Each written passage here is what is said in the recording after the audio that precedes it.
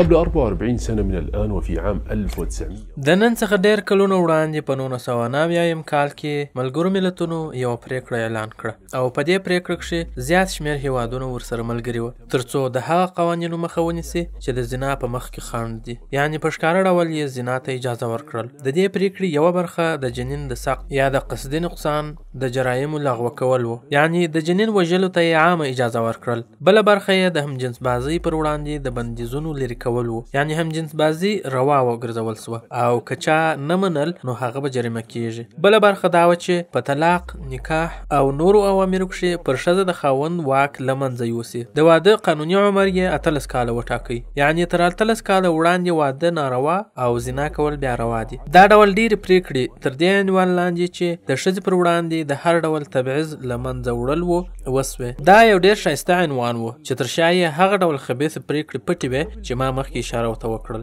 سمدستي ټول غرب پر دې پریکړو سره موافق سو او دا پریکړې یې تطبیق کړې. د شرقي دولتونو څخه یې هم دا وغوښتل چې په خپلو ټولنو کې هم دا پریکړې عملي کړي. له دې سره به یې دا هم زیاتول چې تاسو څه ډول د ښځو پر وړاندې روان تبعیض زغملی شئ. دا پریکړې اصلا د ښځو پر وړاندې د هر ډول تبعیض پر ضد دي. د دې پریکړې د ټولو هغه خطراتو سره چې موږ یې وړاندې یادونه وکړل، یو لوی خطر دا هم دی چې دا پریکړه د فیمینیزم یا ښځپرستۍ اساس دی. دا یوه ډېره خطرناکه مفکوره ده چې په شرقي هیوادونو کې اوس مخ پر وده روانه ده، چې ډېری ځوانان ورباندې دوکه کیږي او خپلوي یې، په ډېر قوت یې دفاع کوي، خو د دې مفکورې تر شا په پټو خطراتو نه دي خبر. لما يخفيه هذا المفهوم من أمور خطيرة خلف الكواليس.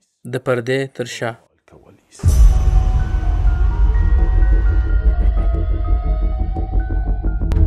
في وطننا العربي زموږ په هیواد کې ښځپرستي په څو ډوله شتون لري. ځینې ښځې وایي چې په وړکتوب کې زما مور ماته یوه هګۍ راکول او زما ورور ته یې دوې او په همدې خاطر تعصب ته لمن وهي. ځینې بیا ښځپرستي ځکه کوي چې په ټولنیزو رسنیو کې د نارینهو څخه ناوړه تجربې لري او ځینو خو ان په علني ډول ځان ملحده، همجنس بازه او سیکولره اعلان کړل. د بیلګې په ډول ډاکټره فوزیه چې په ښکاره ډول یې د قرآن کریم سپکاوی وکړ او په ښکاره ډول د کفر الفاظ وایي، او تر ټولو ډېر او چټک خپرېدونکی ډول یې دا دی چې یو څوک به په همدې فیمینیزم کې غرق وي خو ترڅنګ به یې یو څه دیني جذبه هم لري. بیا نو دی دا دواړه افکار په یوه ډول پالي او ځان بیا ښځپرست مسلمان بولي او هڅه کوي چې د قرآن او احادیثو تاویل په داسې شکل وکړي چې د همدې غربي مفکورې سره سر خوري. ښځپرستي که په هر شکل کې وي، خو موږ باید په دې پوه سو چې ښځپرستي د ښځپرستانو هغه هدف لاسته نسي راوړلی کوم چې اکثر یې په لټه کې دي. په اصل کې دوی د ښځې څخه بد وړي.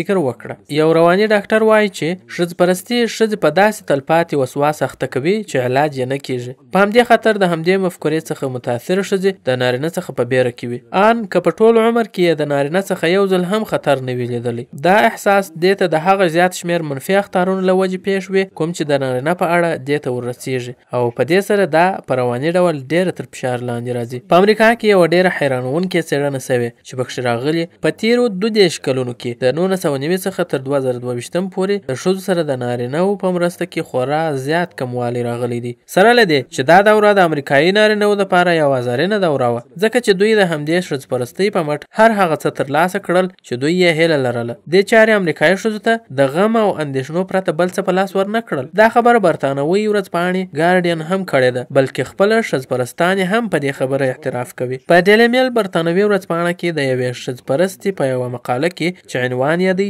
د ښځپرستۍ کرغېړنه څهره داسې راغلي: دا دومره کلونه چې مې خپل ځان او خپلې ملګرې تېر ایستلې او په دې خبره مې قانع کړلې چې زما په ژوند کې هر څه ګلي ګلزار دي، خو حقیقت بالکل برعکس دی. د کله نه چې ما د ښځو د ازادۍ دپاره د دې سردردۍ او پریشانۍ دودول پیل کړي او په کلونو مې د دې مفکورې دفاع وکړل، همدې کار زه پخپله تر هلاکته ورسولم او اوس زه د ښځې په توګه د خپل ارزښت احساس نه لرم. همدا ډول یو شعور لیندا کیلسي ته هم پیدا سوی چې دا په امریکا کې د ښځپرستۍ د یوې مشهورې مجلې ایډیټره ده. دا لیکي که چیرې رښتیا هم ښځپرستۍ ښځې ته عزت ورکړی وای نو ما به ولې هره ورځ د ډېر غم او فشار احساس کولای. د دې نقطې څخه داسې ښکاري چې د ښځپرستانو د ټولنو په قوي کېدلو سره د ښځو د سعادت او خوشحالۍ کچه کمیږي. په بله معنا د ښځو ازادي د ښځو څخه نفرت کول دي. دا نه د دوی د سعادت دپاره ده او نه د عزت دپاره، او پر دې خبره ښځپرستانو په خپله شاهدي ویلې ده. کله چې یو ځای د ښځپرستۍ مفکوره پیدا کیږي نو لومړی د ښځو د عادي حقوقو غوښتنه کوي، لکه د تعلیم غوښتنه، په ټاکنو کې د ګډون،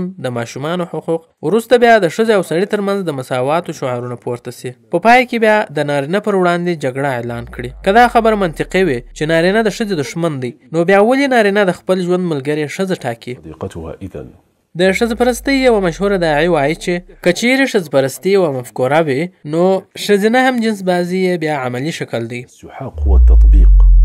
په همدې دلیل که چیرې تاسو د ښځپرستۍ د مخکښو کسانو په اړه پلټنه وکړئ نو تاسو به ومومئ چې دوی ټول هم جنس بازان دي. که موږ دا ومنو چې دوی هم جنس بازي نه دي، نو تاسو ووایاست چې د دې ښځپرستانو دپاره د واده بدیل څه شی دی؟ ښکاره خبره ده چې زنا به وي. تاسو هغه پریکړې در په زړه کړئ. دوی ولې د زنا جریمې ختمې کړې؟ اوس نو فکر وکړئ چې د زنا وروسته څه پیښیږي؟ ناروا اولاد، او بیا نو سخت جنین. د دې دپاره یې هم لاره کتلې. سخت جنین ته اجازه سته او جریمه هم نسته ورباندې. آیا دا تصادف کېدلی سي؟ د تعجب وړ خبره دا ده چې د ښځو د ازادۍ یا ښځپرستۍ تر عامېدلو وروسته د سخت جنین کچه هم خورا زیاته لوړه سوې ده. په 2020 کال کې په امریکا کې د سخت جنین 19 میلیونه قضیې ثبت شوي وې، او په 2022 کال کې دا شمېر 24 میلیونه ته ورسېدل. تر داسې اندازې چې امریکا یې دې ته مجبوره کړل چې د سخت جنین د غیر قانوني کولو دپاره یې بهانې لټولې، او هڅه یې دا وه چې دا کار جرم اعلان کړي. فکر وکړه، یوازې په 2 کلونو کې 24 میلیونه ماشومان وژل سوي. دې څېړنې زه ډېر غمجن کړم. د دې ماشومانو یې څه ګناه؟ د دې نقطې تر شا دا خبر هم ښکاري چې ښځپرستان د ماشومانو قاتلین دي. تر دې وړاندې چې ته د ښځو د ازادۍ څخه دفاع وکړې نو دا واوره، د میلاهان په نامه یوه ښځه چې تر اسلام راوړلو وړاندې یې خورا سختۍ ګاللې، د دې پلار د شیطان د بندګانو څخه و، او مور یې د بربنډو فلمونو په یوه شرکت کې کار کاوه. اکا یې نصراني و، نیکه یې د امریکا په فوج کې کار کاوه، او د مور پخوانی انډیوال یې په تور جادو اخته و. د دې د اسلام راوړلو قصه ډېر تاثیرناکه ده. د دې پر وړاندې خورا ډېر خنډونه و. الله جل جلاله دې یې پر اسلام ثابته ولري. یو چا ورڅخه وپوښتل چې ته ښځو ته کوم نصیحت کول غواړې؟ فکر وکړه. ممکن دا به ووایي چې د شیطان عبادت مه کوئ، یا د بربنډو فلمونو څخه ځان وساتئ، او همداسې نور. خو دې د دې یوه په اړه هم څه ونه ویل. د دې لومړی غږ پر مسلمانو خویندو دا و چې د ښځپرستۍ یا فیمینیزم د خطراتو څخه ځان وساتئ. په هره کورنۍ کې د خاوند او میرمنې ترمنځ مشکلات پیښیږي، او ویل کېږي چې مشکلات د ژوند مالګه ده. ممکن دا مشکلات په یو یا بل ډول حل سي، ځکه چې د دوی اړیکې پر مینه او رحمت بنا دي. خو په ښځپرستۍ کې مشکلات په مینه او شفقت نه حل کېږي، ځکه چې ښځپرستي د نارینه‌و ضد یوه مفکوره ده. دوی د نارینه هر څه ته په سپکه ګوري. په ښځپرستۍ کې د خاوند د اطاعت په نامه څه شی نسته. د نارینه په فطرت کې حاکمیت او واکداري پرته ده، او نارینه د داسې ښځې سره نه اوسېږي چې خویونه یې نارینه ته ورته وي.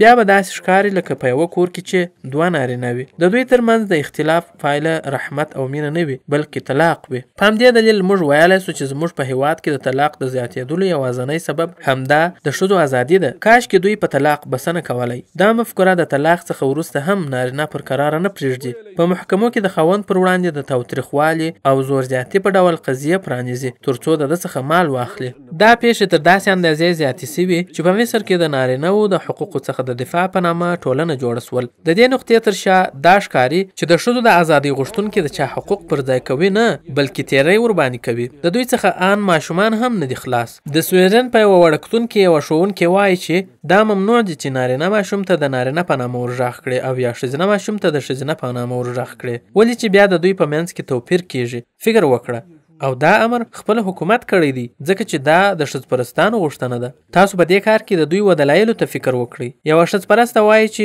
ښځه پیدایشي ښځه نه وي، بلکې وروسته ښځه ورڅخه جوړه سي. په همدې اساس دا نه ښایي چې موږ نارینه ته د بلوغ څخه وړاندې د نارینه په نامه ورغږ کړو. تر بلوغ وروسته به دوی خپله پرېکړه وکړي چې آیا دوی نارینه دي که ښځینه، هم جنس بازان دي که نه.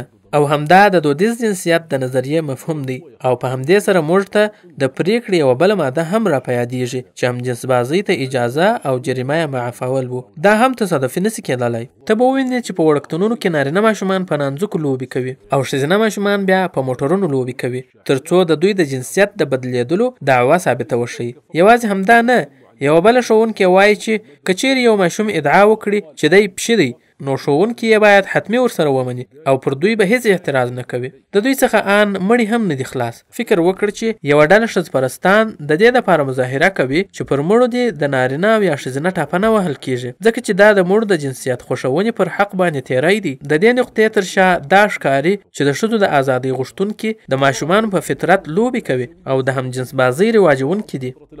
ان اسلام هم د دوی د شر څخه خلاص نه دی. یوې تش په نامه مسلمانې ښځپرستې اعتراض کاوه چې په مساجدو کې ولې یوازې امامت د نارینه وي، ولې ښځینه امامت نسي کولی؟ او دې ښځې په جرمني کې د همجنس بازانو دپاره په لومړي ځل یو مسجد جوړ کړ. امام او مؤذن یې دواړه ښځې وټاکلې او تر شا به یې ښځو او نارینهو ګډ څنګ پر څنګ لمونځ کاوه. او دا خبره انډیپنډنټ په خپله ورځپاڼه کې خپره کړې او د دې سره یې یو انځور هم نشر کړی چې د مسجد مخ ته د همجنس بازۍ پر لېږدېدونکي بیرغ حلال نوشته کړي. د دې نقطې تر شا دا ښکاري چې د ښځو د ازادۍ غوښتونکي کوم دین نه لري. پر دې هر څه سربیره به هم داسې څوک پیدا سي چې تا ته به ووایي په دې ګډوډو باور مه کوه، بشري حقوق او د ښځو ازادي د اسلام سره کوم ټکر نه لري. دا ممکنه ده چې هم مسلمانه واوسي او هم ښځپرسته او هم بریالۍ. آیا د امریکا د کانګرس د غړي الهان عمر خبرې دې نه دي اورېدلې؟ او یا د صلح د جایزې ګټونکي توکل کرمان خبرې چې دواړه مسلمانان، عربان، د بشري حقوقو فعالان او همجنس بازان وه. الهان عمر خو په دې وروستیو مظاهرو کې راڅرګند سو چې ویل یې ښځو ته باید د سخت جنین او د ماشومانو د وژلو اجازه ورکول سي او د هغه څخه وړاندې یې د مسلمانانو څخه غوښتل چې د همجنس بازۍ حقوق دې ومني. او توکل کرمان بیا د یوې نوې مسلمانې سوي ښځې څخه غوښتل چې خپل غیر مسلمان خاوند دې نه پرېږدي. نو د همدې ځایه څخه روښانه ښکاري هغه څوک چې د غربي مفکورو څخه متاثره وي نو اسلام د الله جل جلاله د خوښ سره سم نه قبلوي بلکې د غربیانو د خوښ سره سم یې مني. داسې کسان په ښکاره هڅه کوي چې په مسلمانانو کې بېدیني خپره کړي. ای مسلمانې خورې، په اخر کې دا هیله در څخه لرم چې یوه داسې مسلمانه ښځه واوسېږې چې د الله سبحانه وتعالی و قوانینو ته ژمنه یې، نه د بشر و قوانینو ته. که دې کله د نارینه څخه ظلم ولیدی، د نارینه څخه نه د سړي څخه، نو ورڅخه وغواړه چې هغه دې سړی سي، داسې نه چې ته هم ورسره سړی سي. د یوې ښځې په توګه په خپل شتون، خپل ځان او خپل طبیعت باندې فخر وکړه او د هغه پوچې ازادۍ خوبونه پرېږده چې تر شا یې ټولې هغه ناخوالې نغښتې دي چې اوس مې ورباندې خبره کړې. د الله رحمت دې تل پر تاسو وي.